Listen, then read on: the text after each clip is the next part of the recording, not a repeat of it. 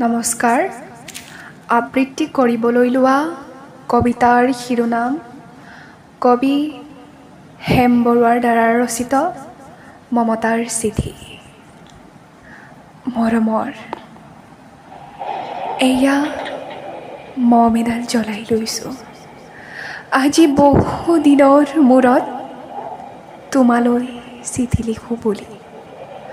বাহিৰৰ উৰুঙা বতাহ জাক আহি মমডাল কোবাইছে।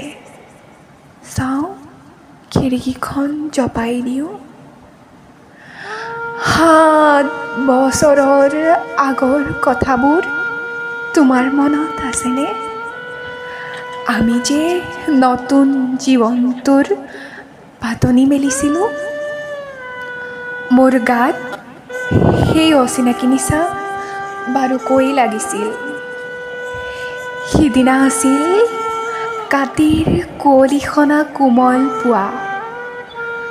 পদূলিত তল সৰা শেৱালিবোৰ উপচি আছিল আৰু সন্ধিয়া মই তোমালোকৰ ঘৰলৈ নকৈ আহিবৰ দিনা আকাশৰ মেঘৰ মুখনাত হালধীয়া জন্তু নাওখন লৈ আমাক যে ৰিঙিয়াই মাতিছিল তৰাৰ দেশলৈ। মই লোৱা কঁকালৰ ৰিহাখনলৈ তুমি বাৰু তেনেকৈ কিয় একেথৰে চাইছিলা? মোৰ কেনে লাগিছিল জানা? তুমি যেন কোনোবা দূৰ বিদেশৰ স্বপ্নাতুৰ আলোকৰ মানুহ আৰু মই যেন এপাহ তল সৰা শেৱালি।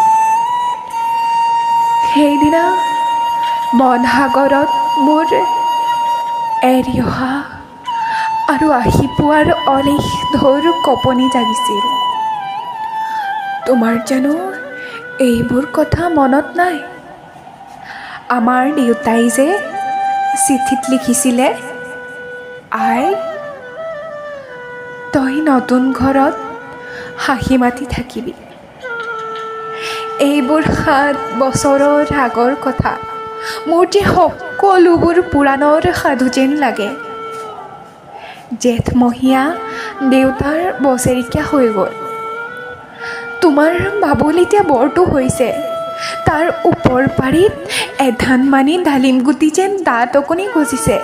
সি মোক একেবাৰে এৰিকে নিদিয়ে। কেতিয়াবা মোৰ যে ইমান খং উঠে। তুমি নাই নহয় সেইকাৰণে। সি মোৰ বগা সাজযোৰলে এনেদৰে তধা লাগি চাই থাকে কিয়?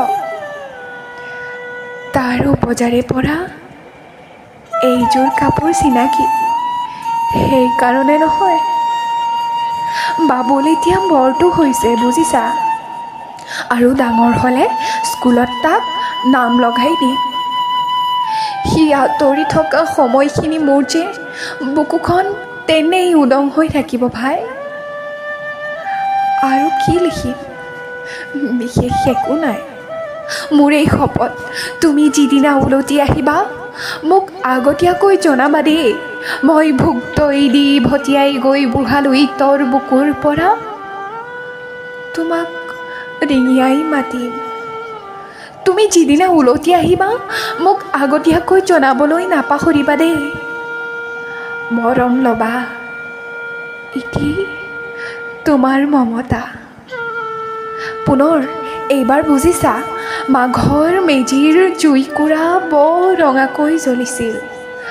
আমাৰ আইতাৰ কলি ছাগলীজনীৰ 2টা পোৱালি জগিছে। এটা খুট বগা আৰু আনটো পখৰা।